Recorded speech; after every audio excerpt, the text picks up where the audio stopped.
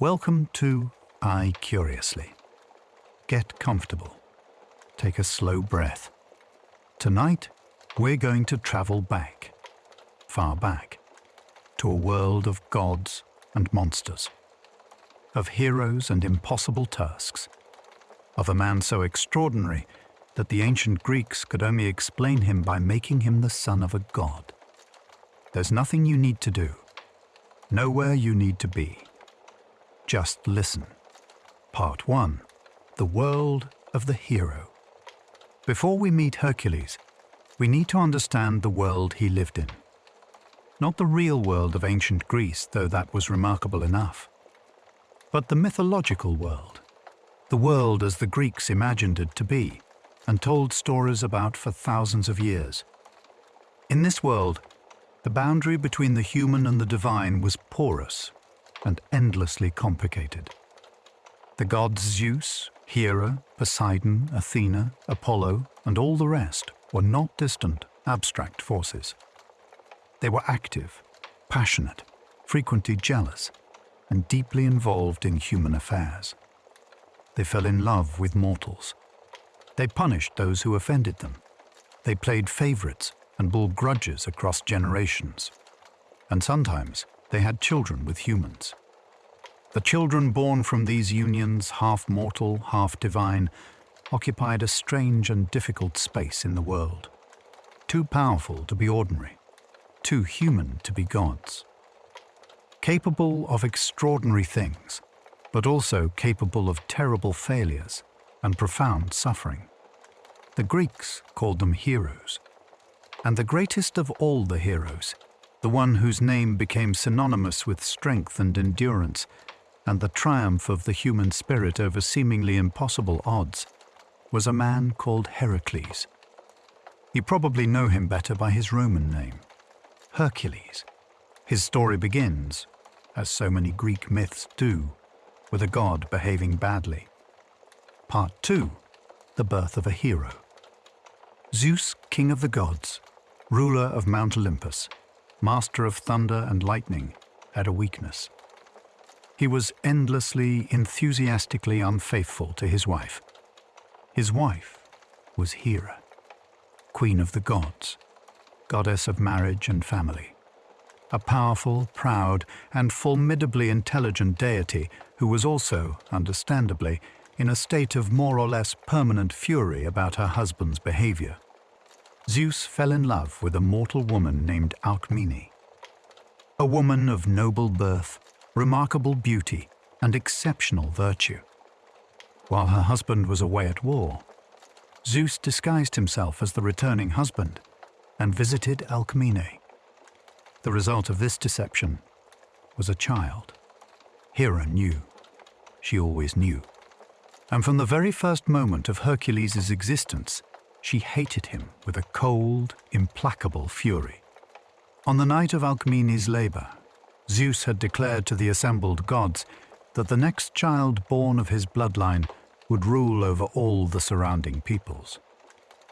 It was meant to be a proclamation in honor of his son. Hera moved quickly. She delayed the birth of Alcmene's child and accelerated the birth of another child of Zeus's line a week. Mean-spirited boy named Eurystheus, who was born first and thus claimed the promised kinship. The cruelty of this act is hard to overstate. Hercules, before he had drawn his first breath, had already been robbed of his birthright by a jealous goddess. But he was born anyway. And even as an infant, his divine nature was apparent. Hera sent 2 serpents to kill the baby in his crib. The infant Hercules reached out and strangled them both, one in each tiny hand. It was the first impossible thing he did. It would not be the last. Part 3. The Madness. Hercules grew into everything the prophecy had promised. He was enormous in stature, stronger than any man alive. A warrior of terrifying effectiveness, a hunter without equal, a man of vast appetites and vast generosity. He married a woman named Megara. They had children together, By all accounts, for a period, he was happy. And then Hera struck again. She sent a madness upon him. Not a gentle confusion, not a temporary fog, but a total, annihilating loss of reason. In his frenzy, Hercules looked at his wife and children, the people he loved most in the world, and saw enemies. He killed them, all of them. When the madness lifted and he understood what he had done, the grief and horror of it nearly destroyed him. This was not a crime of character. He was not a violent man by nature, or rather, he was a man who had always directed his violence outward, against genuine threats, against the monsters and enemies that plagued the world. This was something else entirely. A divine weapon turned against the thing he most treasured. He was a man broken not by weakness, but by cruelty from above. He went to the oracle at Delphi, the sacred site where the god Apollo was believed to speak through a priestess, offering guidance to those who sought it. He needed to know what he could do, whether there was any path back from what had happened. The oracle's answer was stark. He must go to Terence and serve his cousin, King Eurystheus the Weak, small man who had stolen his birthright for 12 years. He must perform whatever tasks Eurystheus set him. Only by completing these labors could he atone. Only through this service could he find his way back to himself. The oracle also told him something else.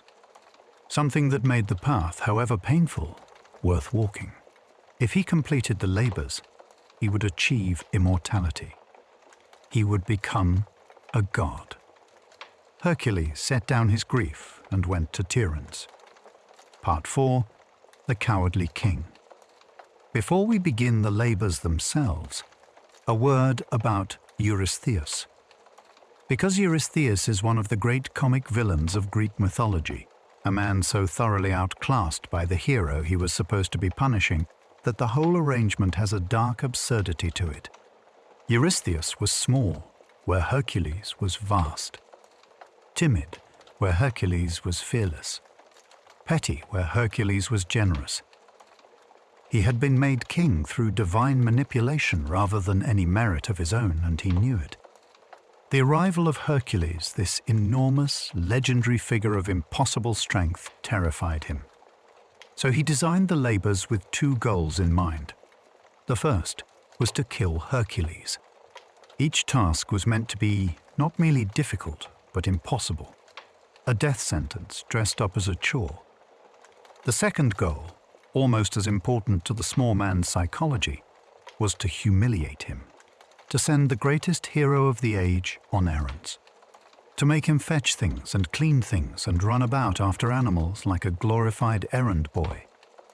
Each time Hercules returned, having accomplished the impossible once again, Eurystheus received him from inside a large bronze jar half buried in the ground which he had installed at the city gate, specifically B. He was literally hiding in a pot from the man he was supposed to be commanding. The image has survived 2,500 years because it is simply too perfect. The tyrant cowering in his jar. The hero standing outside, waiting patiently for his next impossible task. Let the labors begin. Part 5. The first labor, the Nemean lion. The valley of Nemea was being terrorized. A lion roamed the hills, but not an ordinary lion. This creature was enormous, with a hide so thick and tough that no weapon could pierce it. Arrows bounced off. Spears broke against its skin. Swords were useless. The people of the region lived in terror. Eurystheus's first command was simple enough in its statement. Go to Nemea. Kill the lion. Hercules arrived in the area and stopped at the village of Cleone. There he met a poor shepherd boy who made him a strange offer. If Hercules killed the lion and returned within 30 days, the boy would sacrifice a lion to Zeus in celebration. But if Hercules failed, if he did not return within 30 days, or if he died, the boy would sacrifice himself instead. It was a child's bet, made with the earnest gravity that children bring to their bargains. Hercules accepted. He had no intention of being the reason a boy died. He tracked the lion to its lair, a cave with 2 entrances, and blocked one entrance with boulders so the creature could not escape. Then he waited. When the lion emerged, Hercules discovered immediately that his weapons were useless. Arrows bounced off the hide exactly as the stories had said. He broke his sword against it. He snapped his spear. So he dropped everything and fought with his hands. He wrestled the Nemean lion. With his bare hands and his impossible strength, he choked the life out of it. After the kill, he faced a new problem.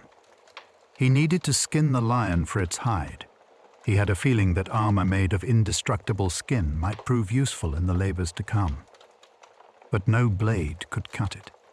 He solved this with characteristic lateral thinking. He used one of the lion's own claws to skin it. From that day forward, Hercules wore the lion's pelt over his shoulders. Draped across his massive frame, the head of the lion forming a hood, it became his most recognizable symbol. The image that every sculptor and painter would use to identify him for the next 2,000 years.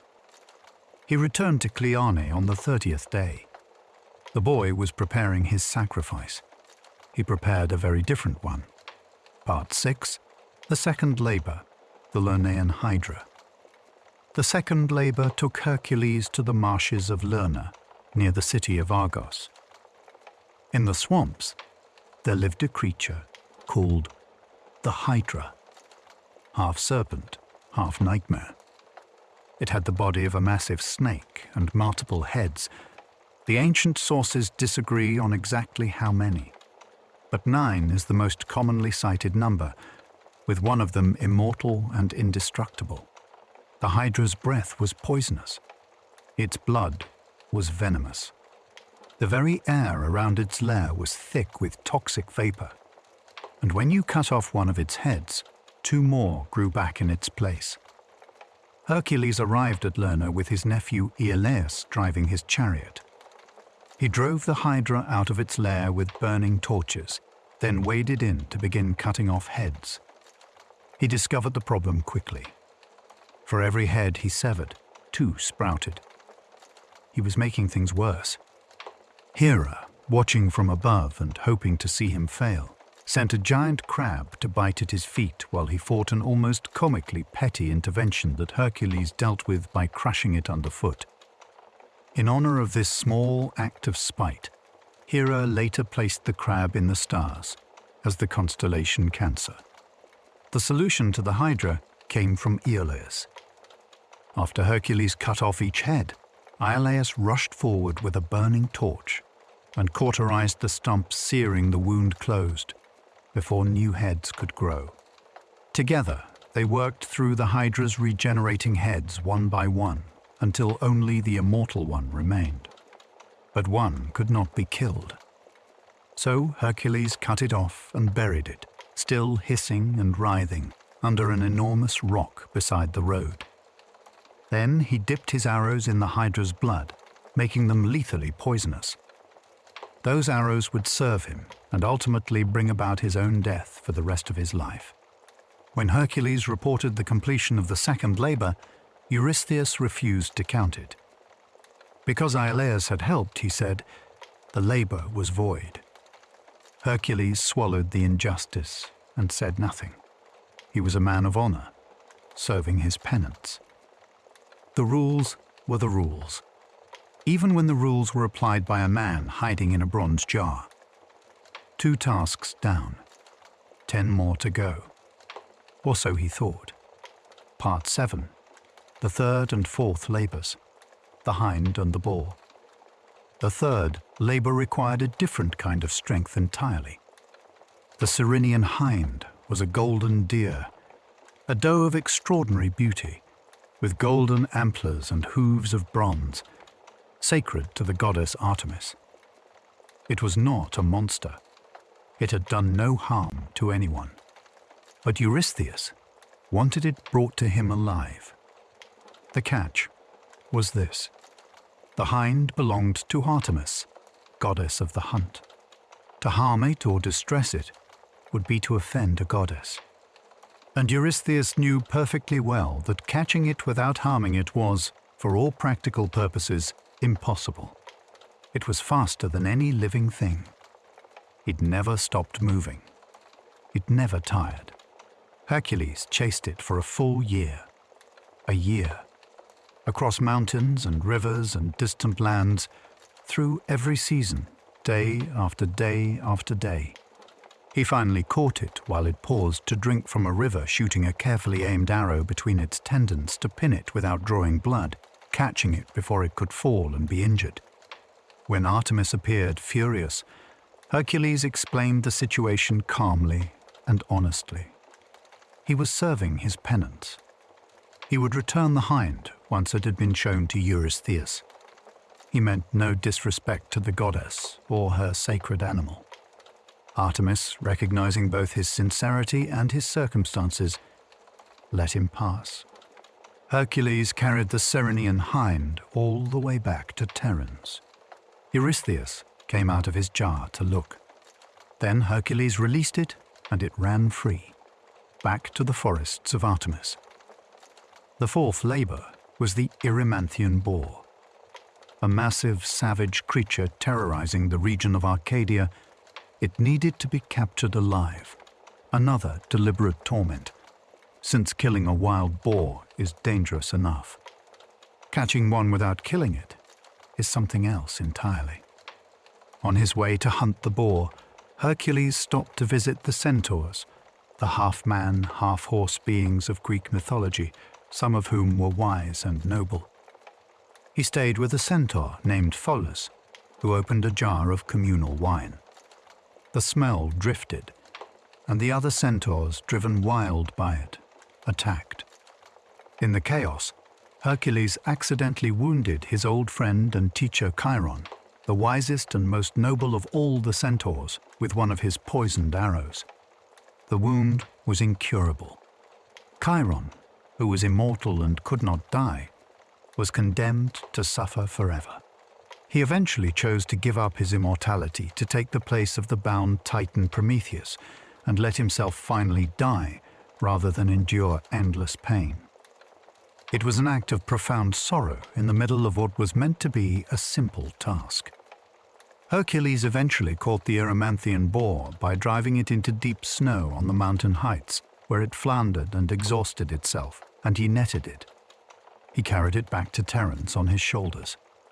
Eurystheus, confronted with a living, raging, enormous wild boar, was so frightened that he jumped into his bronze jar and begged Hercules to take it away. Part 8. The fifth labor, the Augean stables. The fifth labor was designed specifically to humiliate. King Augeas of Elis was famously the wealthiest cattle owner in the ancient world. His father was the sun god Helios, and the divine cattle Helios had given him were immortal, which meant they were extraordinarily productive and extraordinarily messy, and they never died. The stables of Augeas had not been cleaned in 30 years. 30 years of waste from over 1,000 immortal cattle. The scale of the filth was beyond ordinary imagining. The surrounding lands had become unusable. The stench carried for miles. Eurystheus ordered Hercules to clean it all. In a single day. It was meant to be impossible. It was also meant to be beneath him dirty, inglorious, humiliating work, entirely unworthy of a hero. No monster to fight, no glory to earn. Just an eternity of muck. Hercules, being Hercules, approached the problem not with brute force, but with engineering. He surveyed the landscape. He noted the positions of the rivers Alpheus and Peneus. He diverted their courses, tearing open channels in the earth with his bare hands, and directed the flow of both rivers directly through the Augean stables. The rivers did what 30 years of cleaning had not. They swept the entire accumulation of filth out to sea in a single day. When Hercules went to Augeas to claim his reward, he had made a deal for 1/10 of the cattle before starting. Augeas refused to pay. He claimed the rivers had done the work, not Hercules. He also knew by now that the task had been ordered by Eurystheus, which he said made any private agreement void. Hercules took the matter to court. Augeas' own son Phyleus testified honestly in Hercules' favor. Augeas, furious at this betrayal, banished them both. Hercules said nothing and left. But he remembered. Years later, after the labors were complete, he returned to Ely's, killed Augeas, and gave his kingdom to the loyal Phyleus. Greek mythology, it should be noted, does not forget a debt. When Hercules reported the 5th labor, Eurystheus refused to count it as well. Because Hercules had accepted payment, he said, it was void. So what had started as 10 labors was now effectively 12. 2 of the completed tasks had been struck from the record. Hercules absorbed this without visible reaction. He was building something not just completing tasks, but enduring. And endurance was the thing, in the end, that would make him immortal. Part 9, Labors 6, 7, and 8. The 6th labor sent Hercules to Lake Stymphalia in Arcadia, where a vast flock of monstrous birds had taken over the surrounding region. The Stymphalian birds were not ordinary birds. They had beaks of bronze and feathers of metal that they could fire like arrows at their victims. Their dung was corrosive and toxic.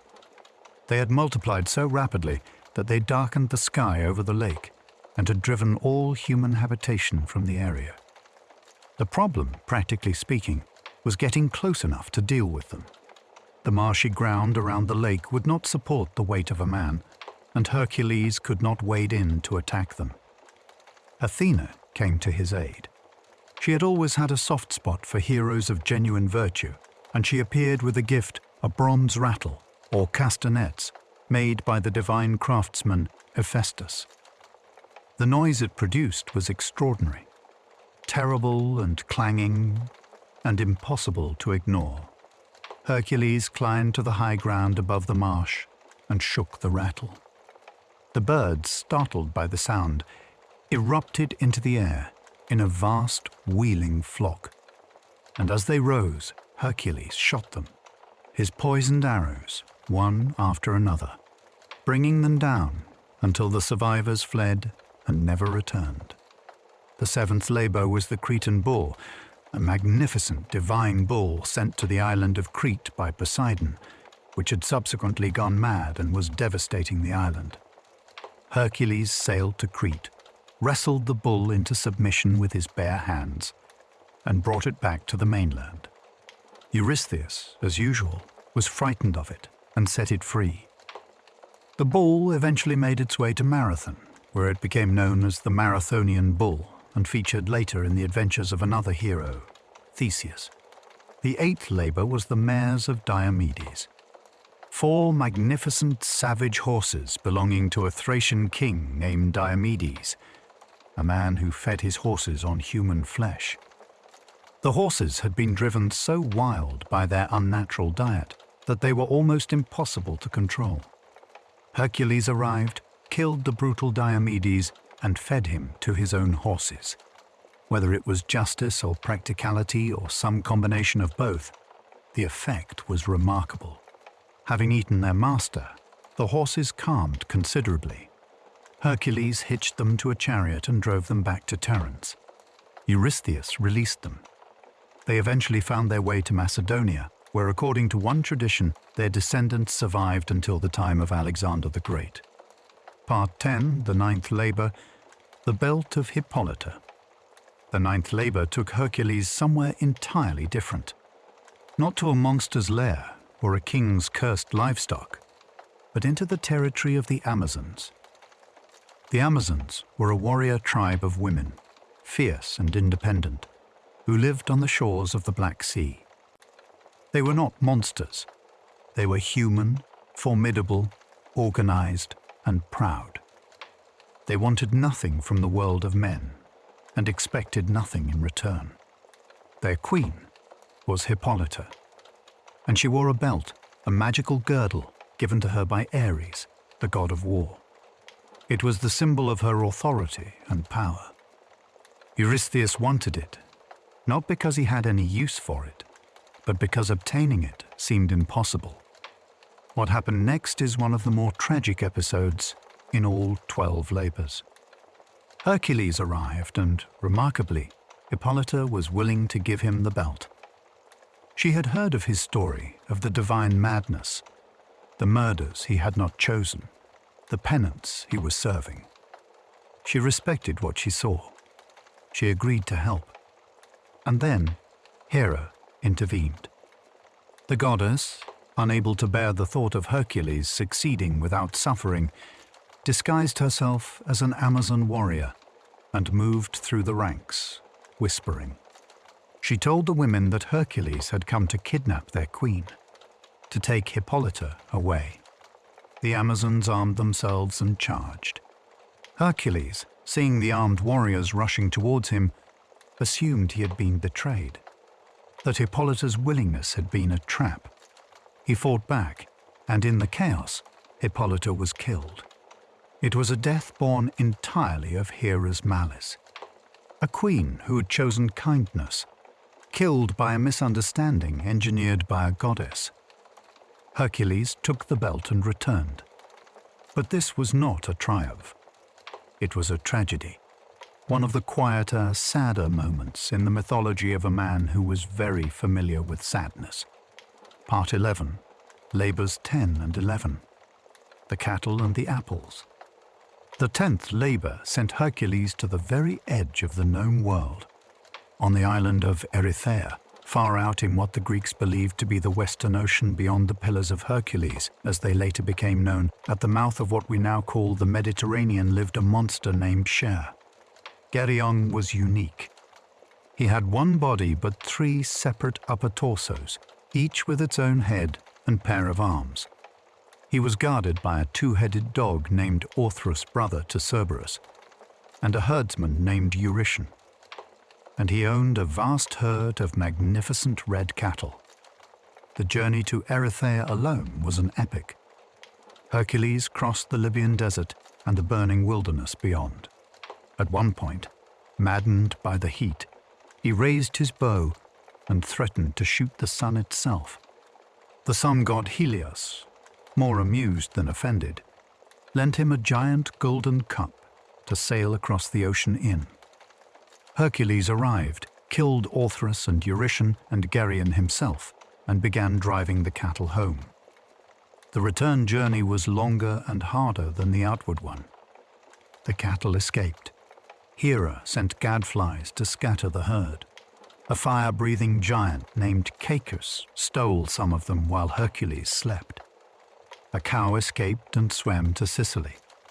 He retrieved them all, one by one, and eventually delivered the entire herd to Eurystheus.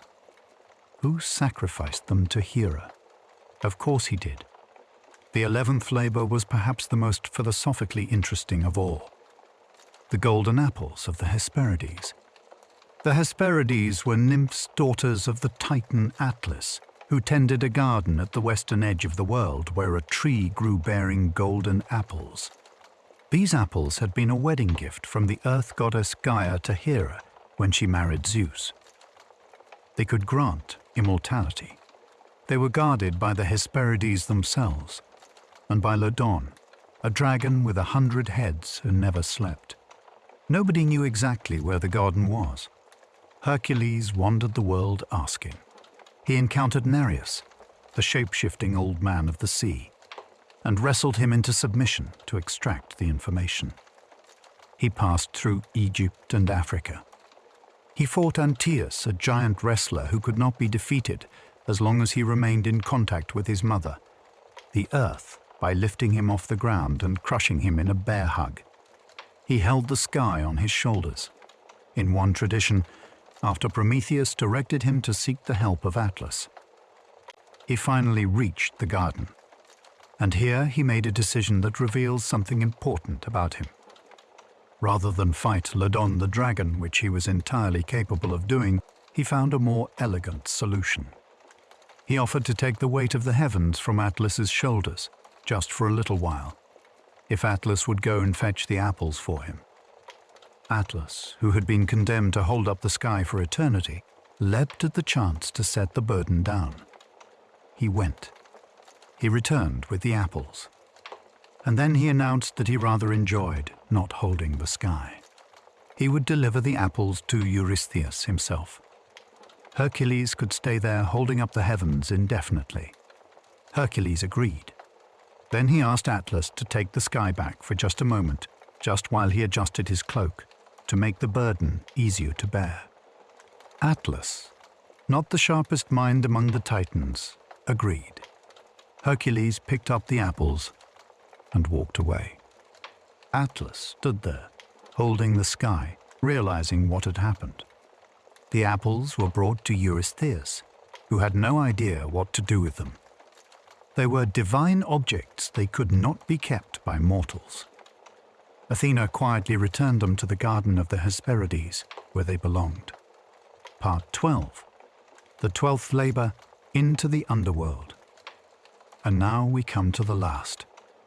Eurystheus had spent 12 years trying to destroy Hercules. Every impossible task had been accomplished. Every monster had been killed or captured. Every humiliation had been borne with dignity. For the 12th and final labour, Eurystheus came up with something that should, by any rational assessment, have been impossible. Go to the underworld. Bring back Cerberus. Cerberus was the three-headed dog that guarded the gates of the realm of the dead. A creature of enormous size and ferocity, whose 3 heads could watch in all directions simultaneously, whose tail was a serpent, and whose mane bristled with snakes. His job was to make sure the dead stayed dead. He welcomed souls arriving. He prevented any from leaving. And he was extraordinarily good at both. To reach Hades, the realm of the dead, Hercules descended through a deep cave entrance near Taenarum in the south of Greece. The path downward was long, dark, and populated by the shades of the dead, who pressed around him. He encountered 2 figures he recognized, seated on an enchanted bench from which they could not rise. They were his fellow heroes Theseus and Pirithous, who had made the spectacularly unwise decision to come to the underworld themselves and attempt to abduct Persephone, Hades' queen. As punishment, they had been enchanted to the bench, unable to move, perhaps forever. Hercules grabbed Theseus by the hand and pulled with all his strength. He tore him free, the myths say at some cost to Theseus's anatomy, and sent him back to the surface. When he tried to free Pirithous, the ground itself shook. Hades would not allow it. Pirithous had been the ringleader of the ill-conceived scheme, and he would stay. Hercules continued to the palace of Hades and stood before the god of the dead. He asked, honestly and directly, for permission to borrow Cerberus. He explained his purpose. He made a respectful request. Hades, respected by Hercules more than feared, gave his permission. On one condition: no weapons. Hercules must subdue Cerberus using only his hands. Hercules found Cerberus at the gates and wrestled him. 3 heads snapping, serpent tail writhing. The great beast fought with every animal ferocity it possessed. Hercules held on. He squeezed. He endured. Cerberus submitted. Hercules walked back up through the darkness, carrying a 3-headed hellhound on a chain, and emerged into the sunlight. He brought Cerberus to Eurystheus. The king, from inside his bronze jar, took one look at the creature and screamed at Hercules to take it back. Take it back immediately. He wanted nothing to do with it. Hercules returned Cerberus to Hades. The great dog resumed his post. The 12 Labours were complete. Part 13. What the labours mean. Stories survive for thousands of years when they are doing more than one thing at once. On the surface, the 12 Labours of Hercules are simply the most exciting adventure story the ancient world produced. Monsters and heroes and impossible tasks, and a man who keeps winning against odds so overwhelming that you begin to wonder whether the word impossible means anything at all in the presence of sufficient determination. But beneath that surface, the Labours are something more. They are a story about guilt and redemption. Hercules did not choose to kill his family. The madness was imposed on him by a goddess, and yet he accepted responsibility anyway. He did not argue that it was not his fault, though it wasn't. He did not seek to minimize what had happened or escape its consequences. He went to Tiryns, and he served. There is something deeply human about that. The recognition that some wounds cannot be explained away. That certain things demand action, not just understanding. That the only way through is through. The first-century philosopher Heracles, the grammarian, argued that each of the labours represented an aspect of human weakness that Hercules was overcoming. The Nemean lion was the indiscriminate rush towards wrong goals. The hydra was the hydra-headed nature of human vice. Cut off one weakness and two more seemed to appear in its place. The Augean stables were the accumulated filth of moral negligence, the mess that builds up when things are left untended for too long. Whether or not you accept each of those specific readings, the broader point stands. The labours are about what it costs to become something better than what you were, about the weight of genuine atonement, about the difference between being given greatness and earning it. Hercules was born with extraordinary gifts: strength, endurance, divine heritage. But those gifts did not make him a hero. They just made him powerful. What made him the hero was what he did with those gifts when they were most painfully tested. When he had every reason to give up, every justification to rage against the injustice of his situation, every excuse in the world to walk away. He didn't walk away. He went back to Tiryns. He accepted the next task. He wrestled the three-headed dog. Part 14. The Legacy. The myths of Hercules did not end with the 12 Labours. His life continued, eventful and often tragic, as the lives of Greek heroes tend to be. He had other adventures. He sailed with the Argonauts. He rescued the Princess Hesione from a sea monster. He fought wars, fell in love, was betrayed, and eventually died poisoned by the blood of the very hydra he had slain, in a chain of events too cruel and complicated to fully unpack tonight. But in death, he was transformed. Zeus, his father, finally intervened. He brought his son up to Olympus and made him what the oracle had promised. Hercules became a god. He was reconciled, of all things, with Hera herself. He married her daughter Hebe. He took his place among the immortals. The Greek imagination found this resolution necessary and right. A man who had suffered that much, endured that much, and never stopped trying, he had earned his place among the gods. Not because of his strength, but because of everything he had been willing to carry. His name has never faded. 2,500 years after the first versions of these stories were told around fires and in theatres, and by parents to children falling asleep in the ancient world, Hercules remains. Instantly recognizable. Still powerful. Still carrying his lion skin. The greatest of the heroes. The man who descended into the underworld and came back. The man who, faced with 12 impossible things, simply did them one at a time. And so the 12 labours were done. The Nemean lion, the Lernaean hydra, the Cyrenian hind, the Erymanthian boar, the Augean stables, the Stymphalian birds, the Cretan bull, the mares of Diomedes, the belt of Hippolyta, the cattle of Gelion, the apples of the Hesperides, and finally, Cerberus himself, brought blinking and snarling into the sunlight. 12 tasks that should have destroyed a man, completed, one, by a man who had already been through worse than any of them. There is something in the structure of the labours, in their sheer relentlessness, in the way each completion is met, not with celebration, but simply with the announcement of the next task that feels true to something. Something about the nature of difficulty. About how the work of becoming who we are supposed to be rarely arrives as a single dramatic moment. It arrives as a series of next tasks, one at a time. Doing the next thing, then the thing after that. Hercules did not become a god by being extraordinary. He became a god by refusing to stop. Thank you for spending this time with IQriously. Rest well. The stories will still be here tomorrow.